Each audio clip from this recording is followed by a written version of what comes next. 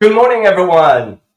Welcome to this episode of Selling That House.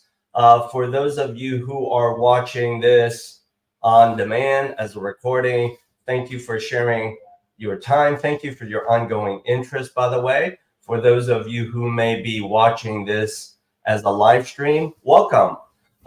Here in the greater Chicagoland area, at least today, we're getting a little bit of a reprieve from the harshness of winter. So right now today, as I look out my window, I see some spots of sunlight trying to crack through the clouds.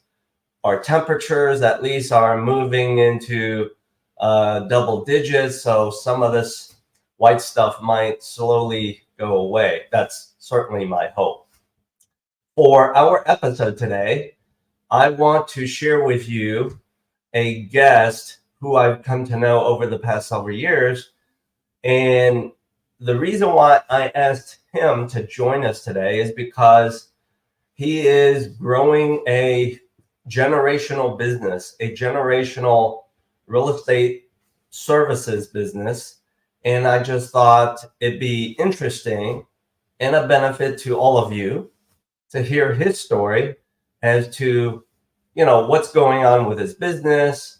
We'll talk about some other things as it relates to real estate. My co-host today, Chris Lobrillo, is unable to join us. So I'm going to kind of run solo as your only host.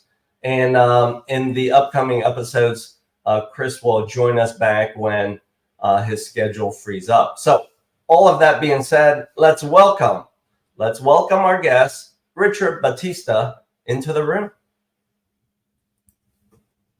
Hola. Good morning. How are you? Let me attempt my Spanish as I'm trying to learn it. Feliz año nuevo, ¿sí? Feliz año nuevo, yes. How's 2024 treating you so far? Yeah, once again, thank you for sharing your time with me on this obviously cold winter day. Yeah. And also thank you for sharing what you're going to share with us as it relates to your business and the things that sellers, buyers, investors, and property owners will benefit learning. So let's lead off the conversation, Richard, with give me your perspective of what's currently going on with the real estate market. What are some current trends? And care to drop kind of a big picture market update? Well, when you talk about the real estate market, it's such a broad term because people are doing different things within the real estate market, whether it's residential or commercial, and then you can break down each of those segments into so many different subcategories. Right. But as far as sales, people are still selling.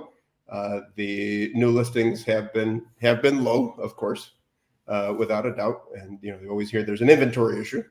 There is an inventory issue because people are not looking to sell for various reasons. One of them, has to do with their own personal situation, financial situation, and a lot of it has to do with the rates because a lot of homeowners out there either are sitting on a ton of equity with no mortgage, or they have refinanced not too long ago and locked into a really low rate. So where are they going to?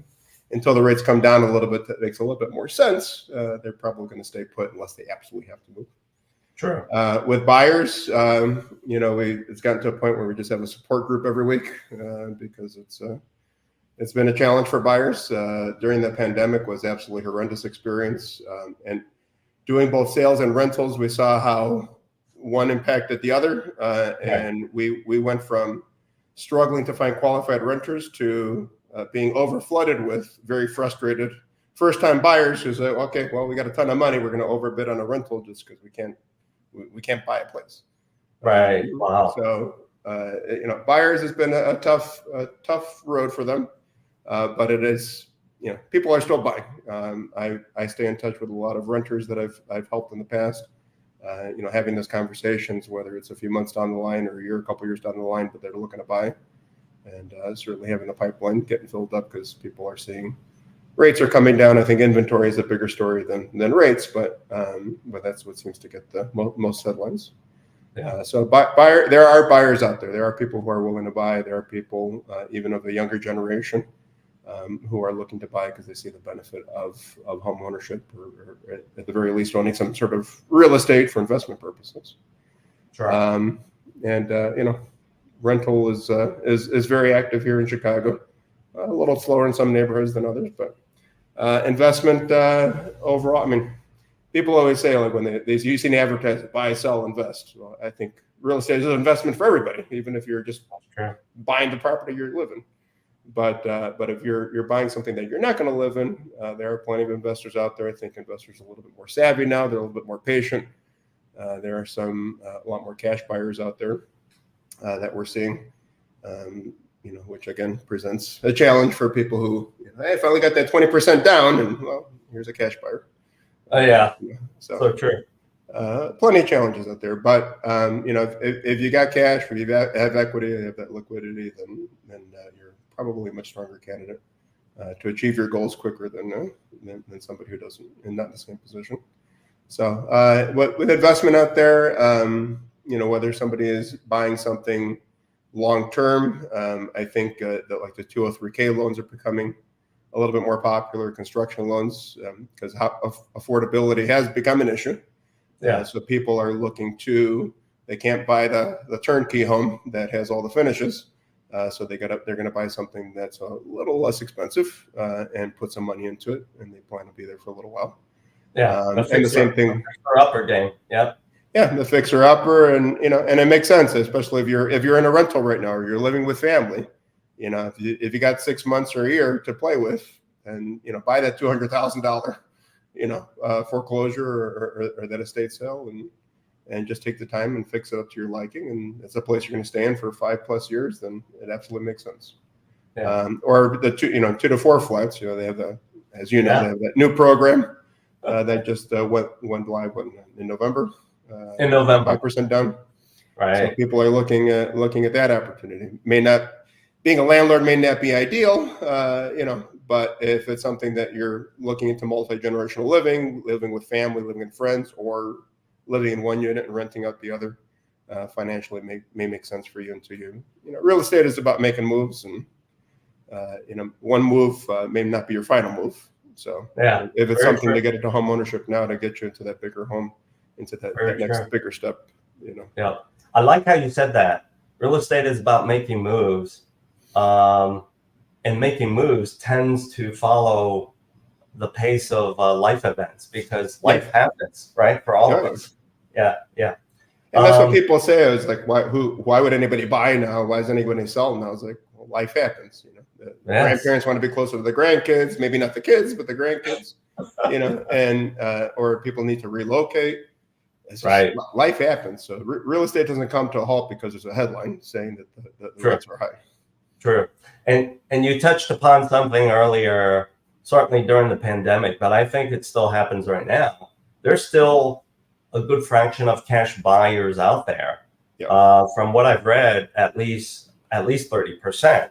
Would you confirm that from what you know locally? From either being on the listing agent side and seeing offers, or being on the buyer representation side and getting that feedback as to why you didn't win the bid.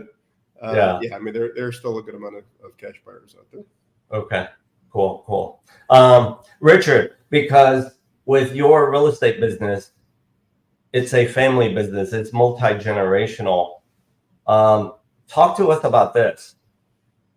What is more difficult in the entire facet of your family business? Is it leasing, managing tenants, that pillar of business, or is it the sale and buy of real estate? Care to give us your opinion on that? Well, I love all my clients, Bill. Okay. I mean, everything's an experience, I mean, if you wanted to pick everything apart, there's a challenge with everything. Sales is obviously more. I think for me, I would say sales is more financially and experience-wise, more beneficial in a sense. Yeah. Because it is nice to have somebody who's looking to rent, especially if they're in a difficult situation, it's fun to help anybody who falls in love with their home. But I think there's so much more at stake when you're buying and selling, because it is a lot more money, a lot more emotions.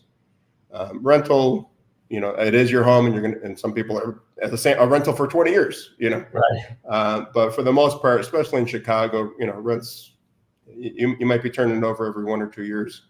But so the buying and selling, and I'm kind of a more emotional person.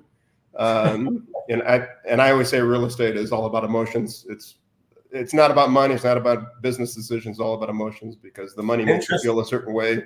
The decisions make you feel a certain way. So it's all about emotions. But I think there's just so much more at stake when it comes to buying or selling. And so I enjoy that side of it more, without a doubt. Yeah. Okay. Dealing with we do property management as well, and dealing with, it's fun until you get that call at 2:00 in the morning that the heat's not working and stuff like that. Yeah. Or there's a garage that doesn't open, as you shared with me before we came together, right? Yeah. Well, that's why God made crowbars.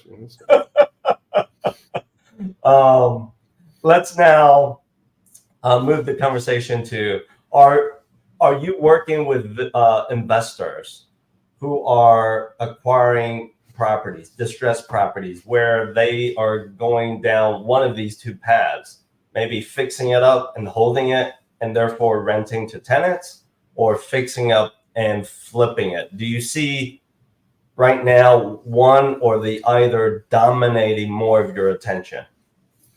We work with investors of all facets, whether they have a portfolio or they're just starting to get into the game. And what I've been seeing personally are people who are looking to buy and hold.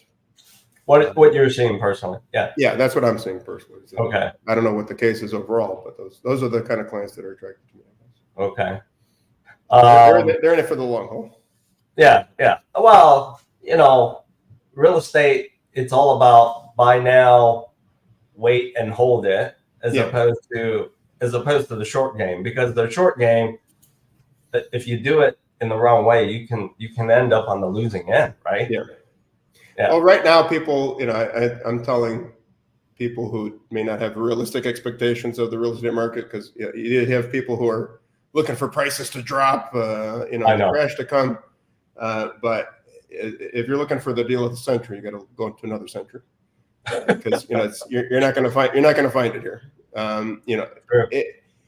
Those situations are where you might come across somebody who's just in absolutely dire straits, and they're not even considering any of their options. You just catch the right person at the worst time. Yeah. But other than that, I think right now it's about fair market value. Projections, not predictions, but projections of where home prices are going to go in the next few years. We're going to have normal growth, 2, 3, 5% appreciation. So unless you're planning to be somewhere for 5+ years, don't expect to sell it a couple years down the line and make a huge profit. Yeah. It's all about the shift, the movement of that supply-demand curve, right? Yeah. And even though right now the inventory of homes out on the open market for sale is tight, it ebbs and flows itself. Yeah. Oh yeah. I mean, if something is, and this is to all the sellers or people looking to be sellers out there, if you're priced right, it's going to sell. There you go. You might have a little bit of a longer market time right now, but the market time is going to shorten as we approach the warmer months. But if you're sitting on the market for over 30 days, definitely over 60 days, over 90 days, I guarantee you, without even looking at the property, it's the price. Yeah, it was priced incorrectly, right? Yeah, and I noticed that even if they drop the price to where they should have started at, I think buyer, because there is so much more information out there. Thank goodness for Zillow and the other sites out there, that buyers are a little bit more patient. Sellers, I think, can be a little bit more emotional because they live in the property. This is where the kids grew up. This is where they did this with their own hands, et cetera, et cetera. And for buyers, there are emotions like I see myself in this house, but I think buyers have a little bit more realistic perspective. It's a commodity. So whether this property is, I'm going to get this one or that one. Sure. And, I just see that sellers become much more vulnerable when they hit the market too high. So you really, really, really have to price it right within, that leave room for negotiation is, it's not 50,000 over. It's a very, very, very tight window to where you believe it's going to sell for. You know what? Great words of advice from you with your multi-generational real estate business. You're absolutely right on point. It is always about pricing it correctly, because I've heard this other cliche: every home sells at the right price. Correct? Yeah. Let's wrap up with this last topic. You touched upon it earlier, and that is working with those house hackers. You or I working with those house hackers. The John and Jane Does who may have pivoted and are now deciding, oh, Richard, Bill, let me put my single family home purchase on hold. I want to do this, which is buy a multi-unit property. And I think I know this, perhaps certainly in my culture, and I think to some degree in your culture, it's very common for multi-generations to live in a multi-unit property. Does that help you as a real estate broker professional deliver the outcome for them the way they want when that's maybe the play, as opposed to the John and Jane Does thinking, oh, I just want a house hack. I'm going to live in one unit, and Richard, help me find tenants for the other three. I do bring that experience to the table. You do? The majority of my life, I've lived in multi-generational living. I grew up in a 2-flat in Roscoe Village. I'm actually back living there now because my parents had bought it at a time when widows, it was very difficult for widows to get a mortgage. Yeah. So my parents bought it with my paternal grandmother at the time. And she has since passed away. And I ended up in that time, I was living in a 3-flat in the West Ridge neighborhood, and I've remarried since then, et cetera, et cetera. But in that building, was living with my mom. My parents had divorced since then, and my grandparents and my sister. And life went on. We were the last tenants there, me and my wife now. But we went from that building to come back home. My dad's aging, and we just wanted to be a little closer to him and stuff like that. So it's nice to have family around, and I think as you browse through social media and stuff like that, people are like trying to get back to just kind of like the days of old. That a lot of people made fun of before. Having the chickens so you don't have to buy eggs, and fermenting food, and just learning how to bake and cook. Which that's right. Sorry, Grubhub and Uber Eats, but it's interesting how we make generationally we may make fun of things, but we always come back to something that our grandparents and our forefathers and mothers did. True. History repeats itself, both with real estate, fashion, and trends.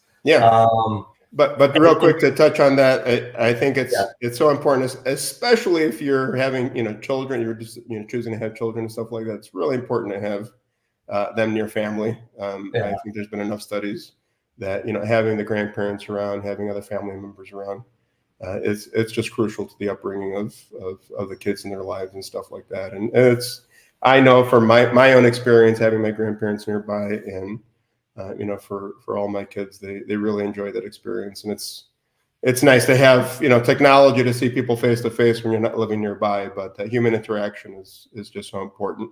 And living with family is not the easiest. You could be under one roof, and it's not easy. And you can have your own apartment; it's not easy. But the benefits far outweigh anything negative that you can think of.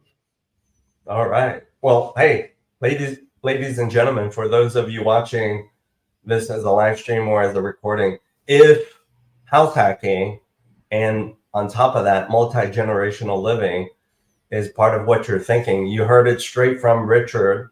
He's done it personally, and he knows how to coach, mentor, and help you manage your expectations. Earlier, you touched upon the fact that you're right. It was second half of November when on my side of the business, financing, conventional financing, is now much more easier to attain for house hacking, multi-unit properties. Yeah. You can lean in and get into one, purchasing one with just a minimum 5% down. Do you think that opens the door, certainly creates a lot more advantages for these house hackers, as opposed to always being kind of led down the path of, oh, you got to do the FHA loan and that kind of stuff? Yeah. I definitely think it's going to open doors. I think as more property owners know this as well, that may put that idea into their head. Well, maybe we should sell, so that getting us more inventory, because we definitely need more inventory. Yeah, we do. So I think it's going to help both sides of the equation, and it's definitely good. People want the single family home, right? But maybe you can't afford the single family home, so you got to consider a condo or townhouse. Yeah. But sometimes you don't want a condo or townhouse because, well, why am I I don't want to pay HOA fees and this and that. I still don't want a neighbor, Right. But it just a multi-generational, multi-unit 2 to 4 flats. It just gives another option, another opportunity for people to consider. Yeah. We definitely need more realistic options and more practical options for buyers out there, because we're probably 10 plus years away from having, the builders just can't keep up with the millions of homes we're behind in inventory. So we just need as much inventory and options out there as possible for buyers. Very true.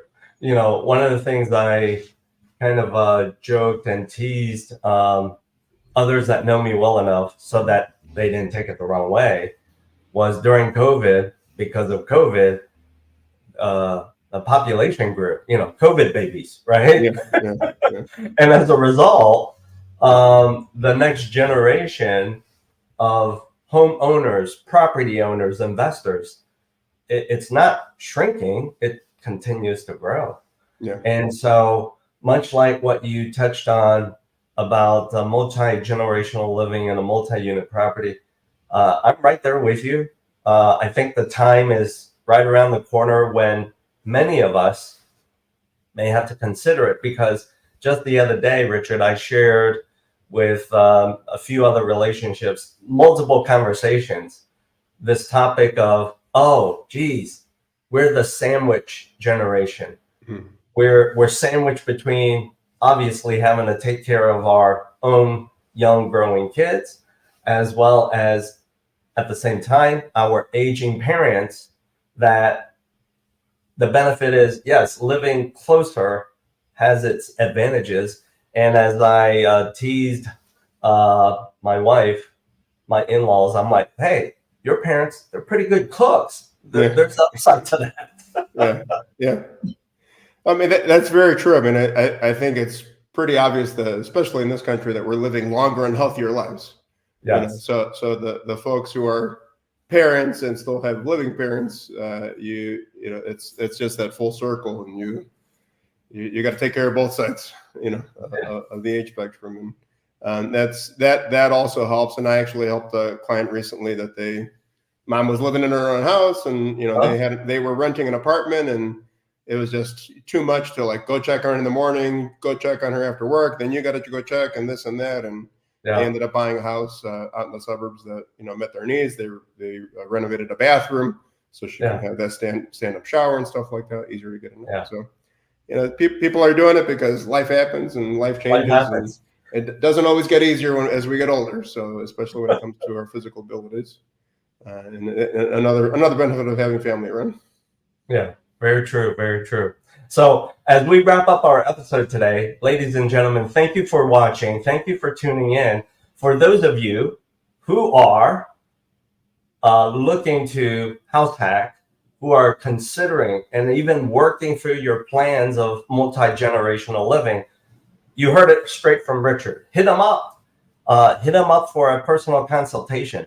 And by that, I mean, a consultation always isn't just about selling, buying real estate. It's, Richard, how do you do it? I think there's value in that. That way, you see you see the big picture through the reality, not just rose-colored lenses. So as we wrap up our episode today, ladies and gentlemen, for our next episode, if you are a real estate professional, if you have a unique story that you like to share about selling that house, simply scan this QR code. Chris Lobrillo and or myself will reach out to you to start a conversation so that we can set you up as a guest in one of our upcoming episodes of Selling That House. And Richard, as we wrap up, be safe out there, because I know you have to go out and manage an inspection right now and etc. All right, thanks, Bill. Appreciate the opportunity. You're very welcome. All right, take care.